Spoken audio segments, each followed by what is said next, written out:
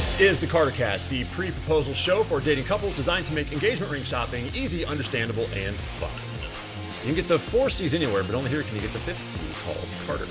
I'm Josh, and this is CGA GG, current president of the AGS, and Jack Lewis Jewelers CEO, John Carter. Hello. Hello. Hi, everybody. How are you? I'm doing Don't really care. well. Okay. So today we're going to talk about It's that show. we're going to talk about our favorite topic today. Are diamonds just a worthless scam? Okay. Are diamonds really valuable, or are they just marketing hype? This is going to be maybe controversial. Maybe this will be a messy conversation. We've both dressed appropriately in darker colors to accentuate the gravity of the topic. You did that on purpose? I did do that on purpose. I did not. You did. But first, let's pop the question. Oh. What is the only gemstone that comes from a living creature? A, Larimar, B, Pearl, or C, Meeseeks zirconia? What is that? Pearl. Pearl? Pearl. That's correct. We will accept that. Thanks for giving me one I knew the answer to. You're welcome. Unlike last week. Unlike previous episodes. Meeseeks zirconia. Is that what's in miso soup? There's many of them. There's lots of Meeseeks zirconias. Allow me some space to set up today's topic. Okay. All right. So one of the internet's most popular websites is Reddit.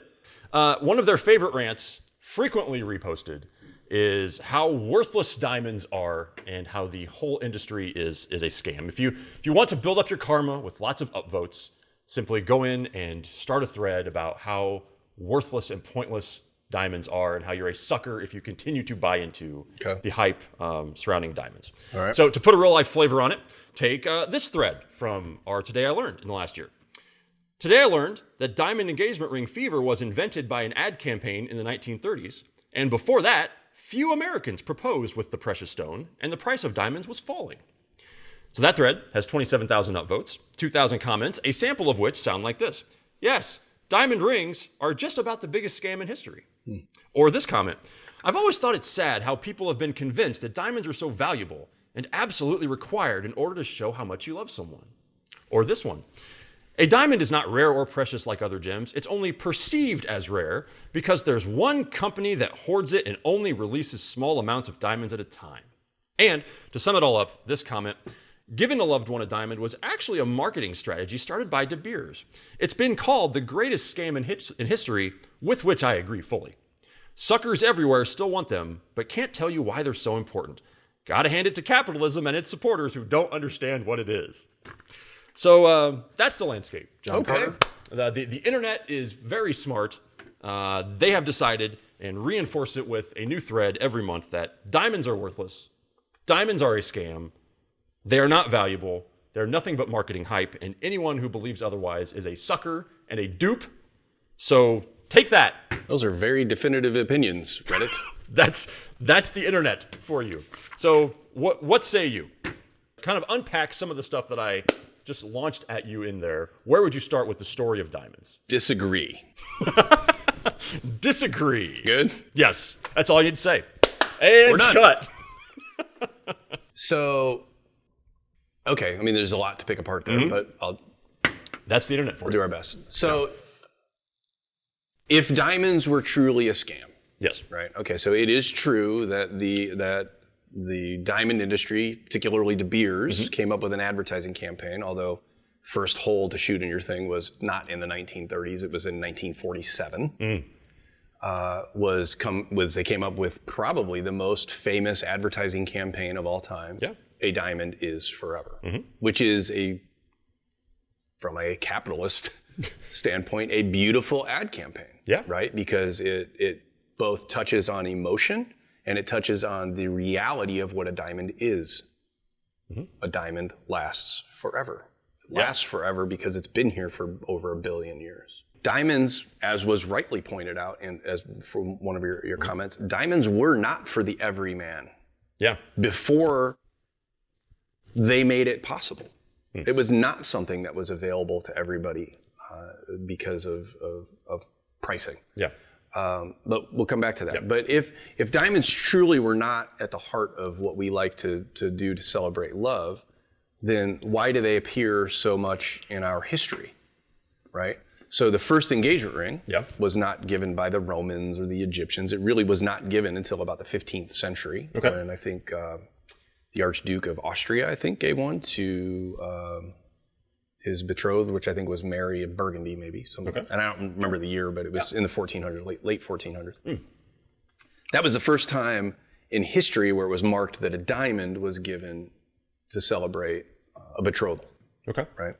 Before that, the Romans gave gold rings, the Egyptians did something similar, but they all used diamonds in some fashion or another. The Egyptians used it as a way to celebrate their gods. That's how important diamonds were to them. Diamonds to them symbolized rarity and eternity. Sound familiar? It does. It was the Egyptian equivalent of a diamond is forever, right? Yeah. Because it's the reality of what diamonds are, because they are the only thing, as we talked about, I think, in a previous episode, it's the only thing that we have on the Earth's crust that was formed in the Earth's mantle. Scientists know much about the Earth because of that process and how diamonds reach the surface of the Earth. Yeah. Essentially, what I'm trying to say with the history of that is diamonds are ingrained in our psyche as human beings. Now, we can talk about the rarity of them and things like that. That's fine, but they're rare and they're particularly difficult to get out of the ground. Okay. So let's talk about rarity. Yeah. So if the case for diamonds, why would I choose a diamond? Why is it not just marketing hype? What is the actual argument for diamonds that is a good argument? You would start probably with rarity, perhaps. No, I would actually start with practicality. Okay. I think it's a simpler conversation to have. Okay. Yes, you can celebrate, you can get engaged to somebody and you don't have to have a ring. Sure, of course. There is absolutely no law in the United States of America or not that I'm aware any country that I can think of that says you need to give a diamond to celebrate your engagement. Right? Or you even need to give a ring to celebrate your engagement. Right. Or that you even need to get married or engaged, right? Right. Yeah. No point in history has that ever been mandatory in a representative republic such as ours. Correct. However, if you are going to do that, and you want to give a gemstone, which is rare, which we'll talk about in a second, they are difficult to acquire. Okay. It's pretty rare to be walking along and just look down and find a diamond. It hasn't happened to me. Not a piece of concrete or river rock. Yeah. It is unusual to find them because they can only be found in certain locations on the planet, and they only reach the surface of the planet through volcanic eruptions. Right. And they aren't always on the surface. They typically are below the surface, and they're usually in very hospitable environments to get to. But that comes to the practicality of mining them, but that's not the practicality I'm talking about. Okay. Practicality I mean is when you're giving somebody an engagement ring and you want them to wear that piece every day for the rest of their lives, shouldn't it be something they can wear every day? Yes. There aren't any other gemstones that you can truly say, wear this. It can scratch, it can chip, but it's extremely rare and you really have to do a good job of doing that. Yeah. It is the most practical gem to be worn every day. Okay. So my first argument is why a diamond, is because a diamond is practical. Yeah. Right. And because that fits with most people, I would assume, who wear engagement rings want to wear them every day, or it is something that is an everyday piece of jewelry that someone wears. So that's why you would look for that kind of gemstone that would fit that. Yeah, and price notwithstanding, that's the other beauty of diamonds, right? Is you can really spend as much or as little as you want to on a diamond engagement ring. Diamonds come in a wide range of qualities and sizes. So if somebody says, I don't want to spend $10,000 to be engaged, don't.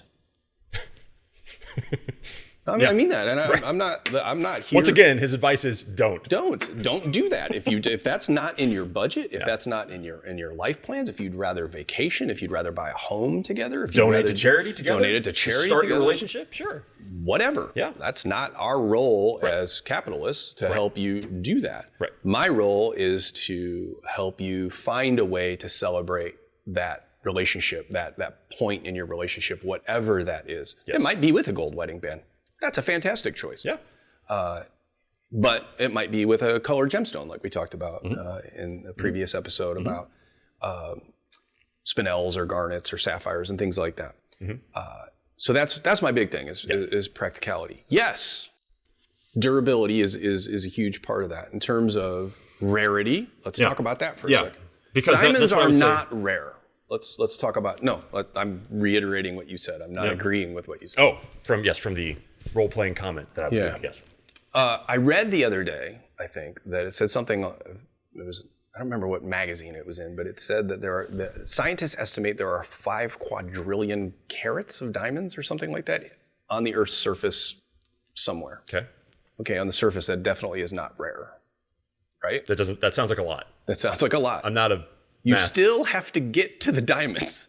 Yes. A moon rock is very rare on Earth. It is. But if you look up in the sky, there's a giant moon made of moon rock. Yeah. But I have to, in order for me to commercialize the moon rock, I would have to go to the moon and mine the moon rock and bring it back to the planet Earth. Yeah. So even though you know it's there and can see it quite clearly, getting to it is anybody can look at the moon. Seinfeld reference for Rick and Morty fans. Anybody can take a reservation. It's the holding of the reservation that's important. The presence of it is only part of what determines rarity. It's the getting to it. It's also the getting of the moon rock into the rarity. That would be instrumental in me being able to promote that and make a luxury item out of it. Having said that, I really want to mine some moon rock. You could just say, I've given you that moon rock and point to it every time, rather than mining something. Having said that, based on our last episode, I am not sure that moon rock would possess the necessary hardness to be it would not. It would not be tough. An engagement ring stone. So I don't know that moon rock. I think moon rock is a bad choice. But dark side of the moon rock, though, I think would be a better choice. Fun fact. It takes you need to mine 250 tons of rock to produce 1 carat worth of diamonds. So we can argue about the rarity of the material, but you cannot argue with the fact that it takes that much effort and labor to get 1 carat worth of diamonds. It's not necessarily a 1 carat diamond. It's 1 carat's worth of diamonds. It could be 10 10-point diamonds. It could be 2 half carats. So that just on average, that's what it is. And that, not to get too philosophical about it, but that's part of why diamonds have values, because they take real effort and work to generate and produce, and that should matter, right? I think so. It should matter, but it doesn't mean that it needs to be the symbol that you choose to celebrate your relationship. Right. If you truly are bought into these ideas that they're not rare and it's one company that produces it all, also not true. Not there's not many, but there are more than one significant diamond mining companies on the planet that pull diamonds out of the earth, and it's all over the world. Right. It's from Africa to Canada. So that's not one company that controls anything anymore. Yeah. What the genius that DeBeers did in the 1940s, I think specifically 1947 when they came up with this ad campaign, it was not to sell 2 carat diamonds, believe it or not. It was to sell for GIs coming back from the war. It was to sell them, I believe it started off with 1/3 of a carat diamonds. They wanted them to be able to afford and purchase. Of course, they're in the business of selling things, right? That makes sense to promote your product. What? Yeah, I know. And so it was 1/3 of a carat diamonds. They wanted the GI to be able to afford a third of a carat diamond. So you went from diamonds being a symbol for royalty to GIs returning from saving the world that wanted something that was eternal to celebrate with the woman that was left behind waiting for him. Yeah. Now think about that and have it not give you chills. That's how it started and became a symbol, particularly in this country and then globally, was with that advertising campaign. It became a diamond could be something that the everyday person could obtain. Yeah. And that became a beautiful thing. Now, fast forward to 2019, soon to be 2020, and do we sell, big diamonds today? Is it a multi-billion-dollar business? Of course it is.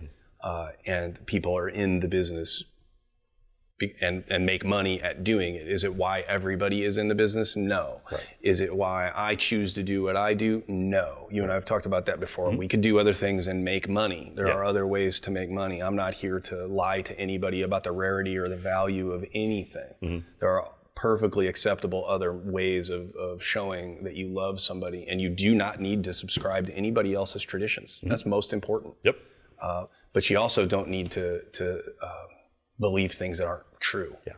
I think that's important, though, that just to reiterate what you said about before this campaign, before this famous campaign that everyone would assign, credit to for launching diamonds in the popular consciousness, diamonds were still available and they were still given for hundreds of years. Yeah, the Victorians gave. But the impact of that ad campaign was to take a gemstone that has all these wonderful properties we've talked about, that was most commonly worn in larger carat weights and package it in a smaller fashion so that the people could access it. Yeah, that's fair. It was really something that was done. Now, again, you can have the cynical view and say that they were doing it to make money and sell more diamonds, and that's probably part of the story too. Yes, but it also had the effect of getting these beautiful gemstones into the hands of more people because you just found smaller carat weights and smaller sizes, and now more people can have this beautiful gemstone.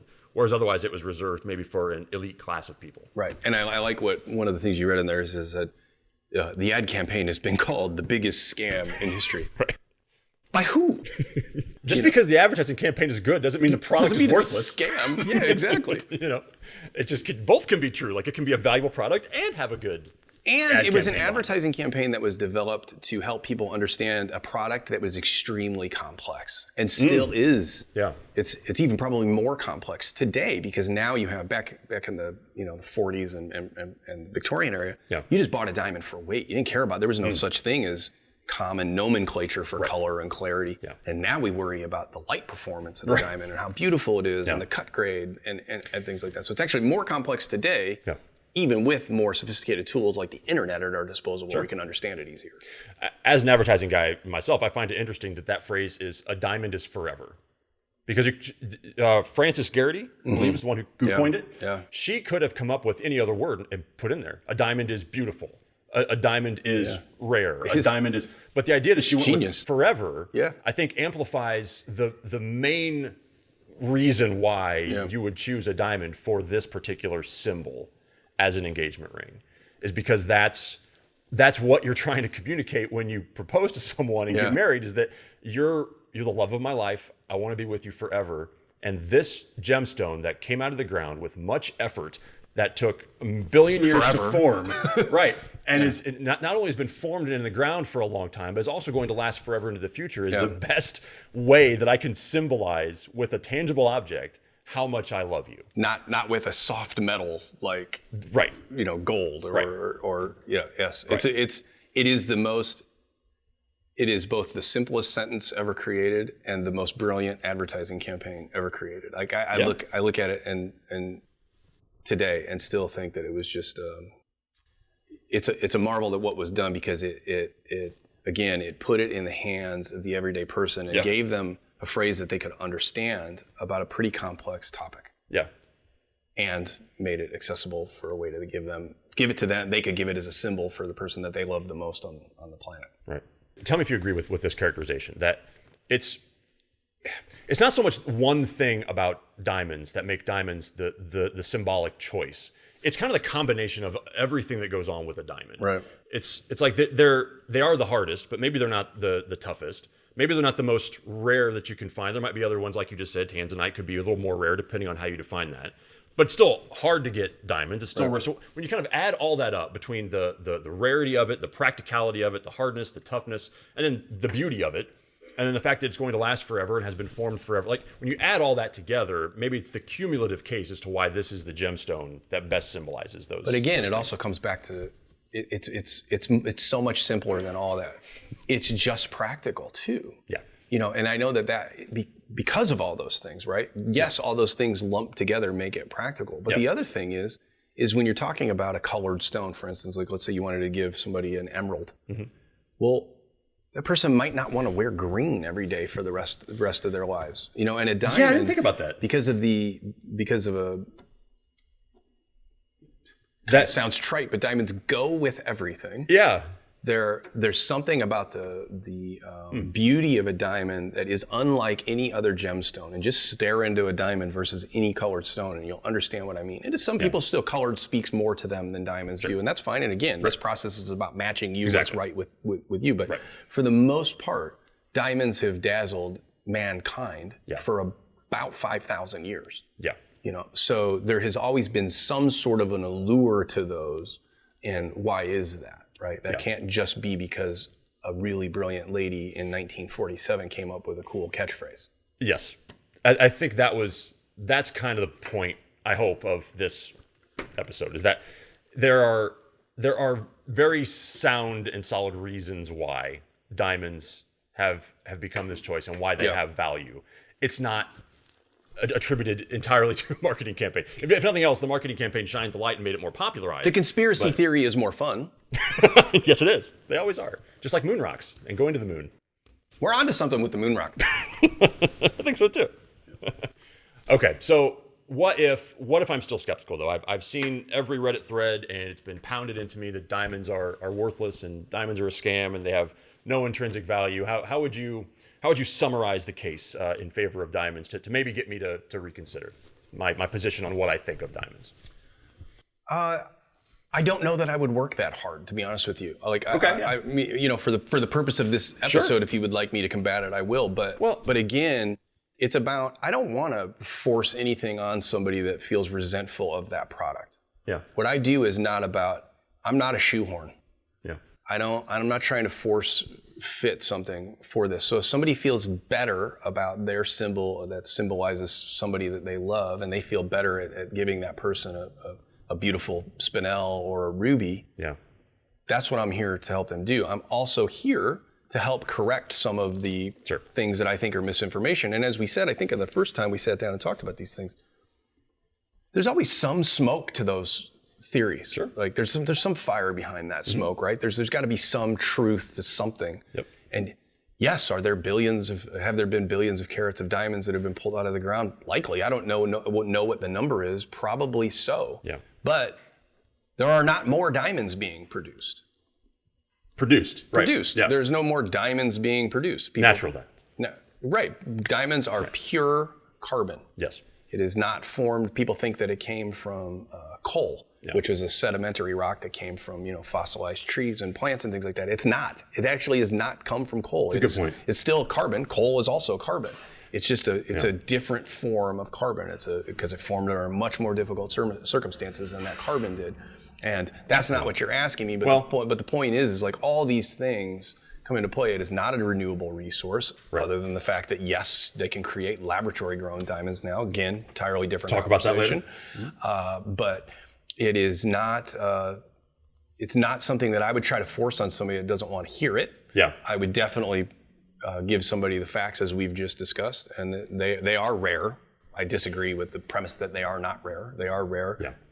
Even if you take even if you say that the material itself is not rare, it's rare to get it out of the ground. It's rare to possess the technology and the know-how and to find it. You have to find it.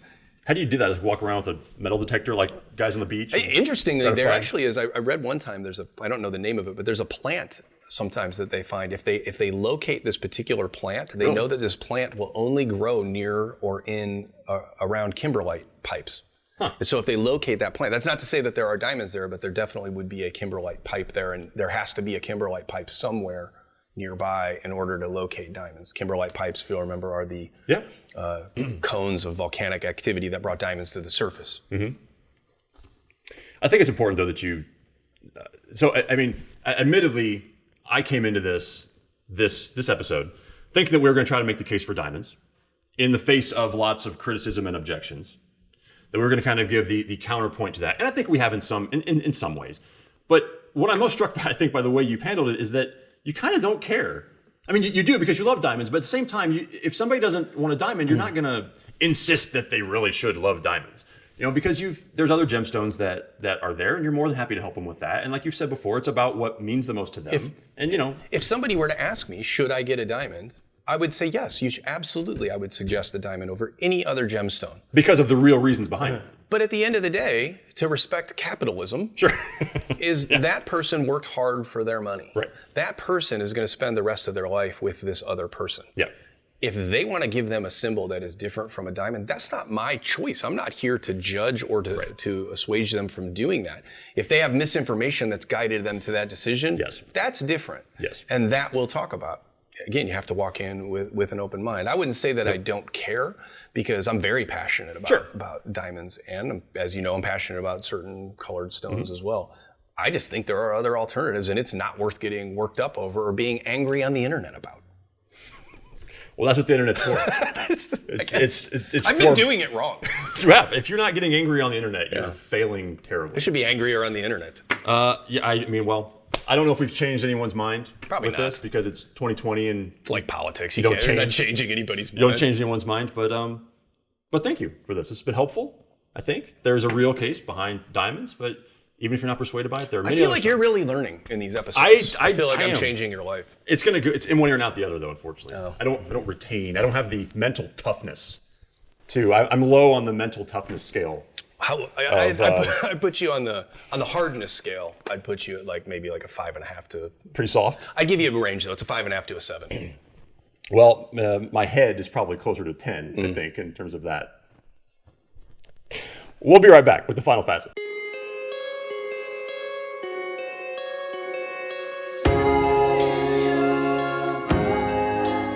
Visit us to view our signature collection of handmade diamond jewelry.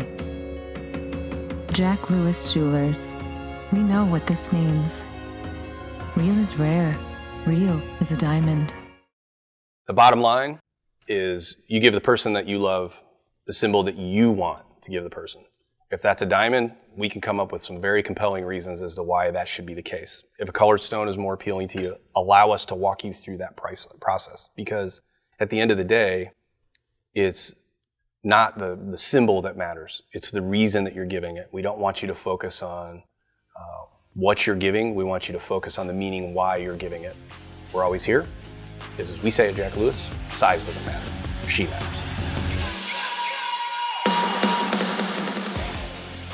Hey there. Thanks for watching us talk to each other. Since you're still here, you should just subscribe. We're reimagining the Jack Lewis Jewelers YouTube channel, so come on this journey with us.